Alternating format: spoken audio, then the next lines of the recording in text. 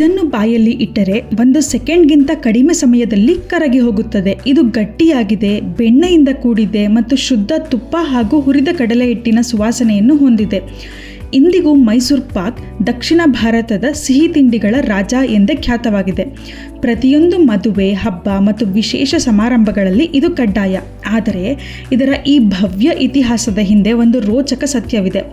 ಈ ವಿಶ್ವ ಪ್ರಸಿದ್ಧ ಸಿಹಿ ಎಂದಿಗೂ ಯೋಜಿತವಾಗಿ ತಯಾರಿಸಿದ್ದಲ್ಲ. ಯಾವುದೇ ದೊಡ್ಡ ಬಾಣಸಿಗರು ಲ್ಯಾಬ್ನಲ್ಲಿ ಸೂತ್ರ ಬರೆದು ತಯಾರಿಸಿದ್ದಲ್ಲ ಇದು. ಮೈಸೂರು ಅರಮನೆಯ ಅಡುಗೆ ಮನೆಯಲ್ಲಿ ಉಂಟಾದ ತೀವ್ರ ಆತಂಕ ಮತ್ತು ದಿಢೀರ್ ಗೊಂದಲದಿಂದ ಇದು ಹುಟ್ಟಿಕೊಂಡಿತು.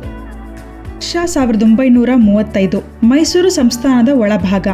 ಅಂದು ಆಳುತ್ತಿದ್ದ ರಾಜರು ಮಹಾರಾಜ ನಾಲ್ವಡಿ ಕೃಷ್ಣರಾಜ ಒಡೆಯರ್. ಅವರು ಕಲೆಗೆ ಪ್ರೋತ್ಸಾಹ ನೀಡುವ ಜೊತೆಗೆ ಅತ್ಯುತ್ತಮ ರುಚಿಕರ ಆಹಾರಗಳ ದೊಡ್ಡ ರಸಿಕರು ಆಗಿದ್ದರು.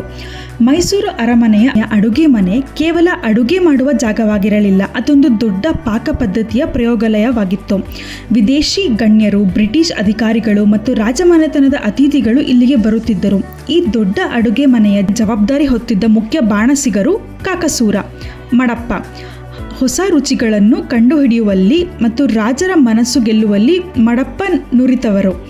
ಆದರೆ ಒಂದು ದಿನ ಅವರ ಅದೃಷ್ಟ ದೊಡ್ಡ ಪರೀಕ್ಷೆಗೆ ಒಳಗಾಯಿತು. ಅದು ಮಧ್ಯಾಹ್ನದ ಊಟದ ಸಮಯ. ಅರಮನೆಯ ಅಡುಗೆ ಮನೆಯಲ್ಲಿ ತೀವ್ರ ಗೊಂದಲವಿತ್ತು.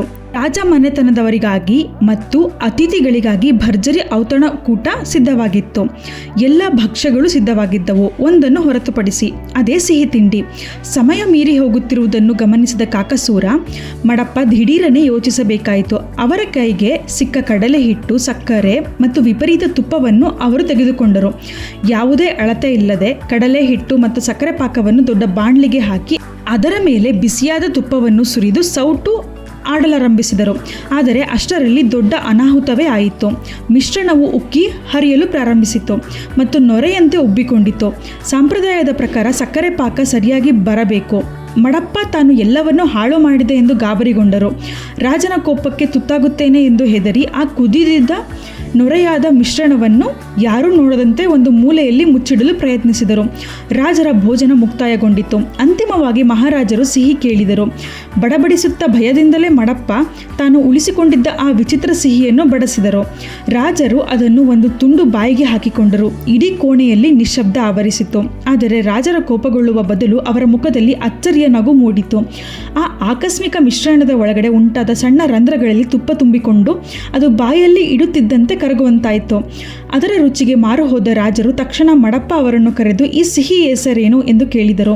ಏನು ತೋಚದ ಮಡಪ್ಪ ಬಾಯಿಗೆ ಬಂದಿದ್ದನ್ನು ಹೇಳಿದರು. ಮೈಸೂರು ಪಾಕು, ಕನ್ನಡದಲ್ಲಿ ಪಾಕ ಎಂದರೆ ಸಕ್ಕರೆ ಪಾಕ ಎಂದರ್ಥ.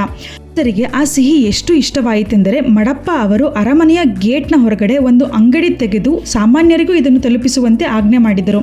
ಇಂದಿಗೂ ಮೈಸೂರಿನ ದೇವರಾಜ ಮಾರುಕಟ್ಟೆಯ ಬಳಿ ಇರುವ ಆ ಗುರು ಸ್ವೀಟ್ಸ್ ಅಂಗಡಿಯನ್ನು ಕಾಕಸೂರ ಮಡಪ್ಪ ಅವರ 4ನೇ ತಲೆಮಾರಿನ ವಾರಸುದಾರರು ನಡೆಸುತ್ತಿದ್ದಾರೆ.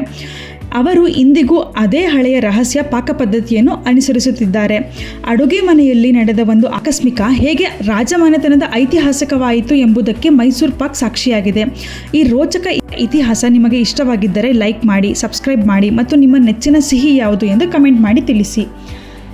ಕುತೂಹಲ ಇರಲಿ, ಕಲಿಕೆ ಮುಂದುವರಿಯಲಿ. ಧನ್ಯವಾದಗಳು. ನಮಸ್ಕಾರ.